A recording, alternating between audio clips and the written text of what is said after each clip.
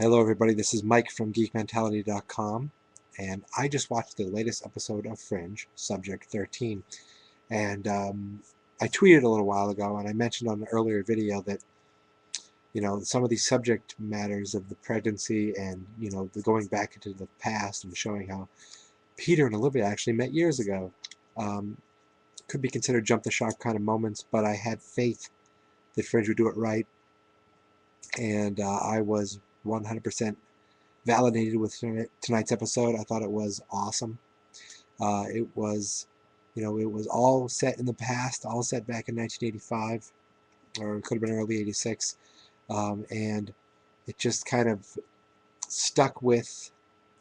It actually started off with our universe, Walter, jumped back to the alternate, back and forth, and it was brilliant. I don't want to review it.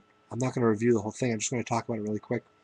I thought that the two kids that played the Peter and Olivia were great. I thought that it was very cool to see that our Walter, um, you could see that he kind of had this determination about him that he didn't care. He needed to figure out how to get this done, and you come to realize that by the end, he actually chooses to help Olivia instead and figure out a different way to jump over to the other side, which of course he never finds because Peter stays and grows up with him.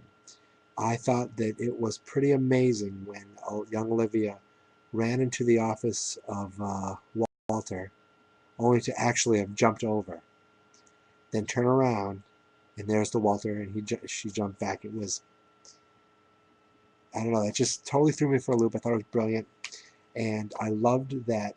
That is how the Walternet found out that Peter wasn't just kidnapped, but he was taken to another universe. And that is what started the quest of Walternet, wanting to get his son back, and it took, 20 some odd years.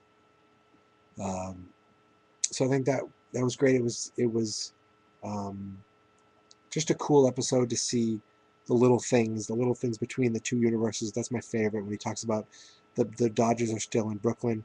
He talks about the Red Lantern versus the Green Lantern. It was the Red Arrow, because there are Red Lanterns in our universe. The Red Arrow versus the Green Arrow. Um, the fact that the Jacksonville daycare facility in the other universe is actually Bishop Dynamic, because there was no Walter Bell. And one of my favorite parts was when Peter was playing with the plane, the airplane, and he's flying around and playing with it, and he says, prepare, permission to dock. He didn't say permission to land, because obviously airplanes, maybe they don't work, or maybe they don't work as much in the alternate universe. So permission to dock, because the airships dock whenever they're in use in the other universe. I just thought that was a great little um, throw in. I was looking for other things, posters.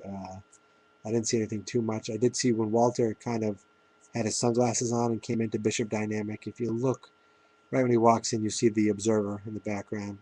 So again, I'm not throwing any great insight into this episode. I just want to get out there that I thought it was great.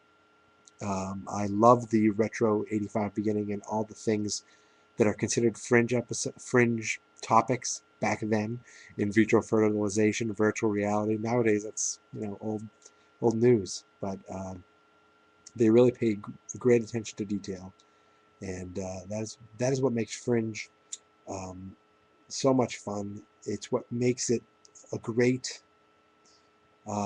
substitute for the type of people who love Lost, who every book that someone picks up, things that are on people's desks, people nitpick and look at everything, every painting on a wall. Fringe does that a lot as well.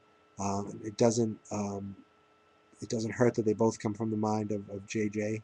Abrams to a certain extent. I don't know how much she's involved, but you can tell that fathers and details are very interesting in J.J.'s storytelling. If you look at Lost, if you look at Fringe, fathers are a huge theme, um, and I just feel like this is by far the the show that I get into the most as far as wanting to see where they're going, where the details are.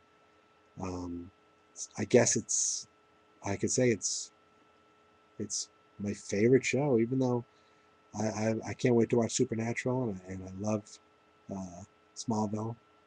This by far is, I think it's the best out of all of them. And I hope to hell they at least get one more season. So that's Fringe.